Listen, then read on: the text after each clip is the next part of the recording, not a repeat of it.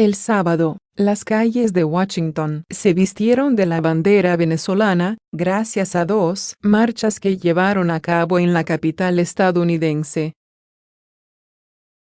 La primera, denominada SOS Venezuela, convocó a venezolanos que apoyan al gobierno del presidente encargado Juan Guaidó y las políticas de Estados Unidos a favor de Venezuela.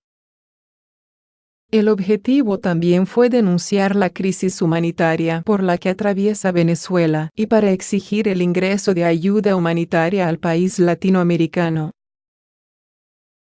La marcha, que comenzó a las 10:30 de la mañana, tuvo lugar en las inmediaciones en la Casa Blanca. A unos pocos metros de distancia, se concentró la segunda movilización, Hands Off Venezuela, donde un grupo de personas de diversas organizaciones denunciaron la intervención de Estados Unidos en dicho país. Esta inició a las 12 del mediodía, enfrente de la Casa Blanca, justo en el Parque Lafayette. Posteriormente, la marcha se dirigió hasta el hotel de Donald Trump, sobre la avenida Pennsylvania, en Washington. En Venezuela, manifestantes también salieron a las calles para apoyar tanto al líder opositor Juan Guaidó como al presidente en disputa Nicolás Maduro.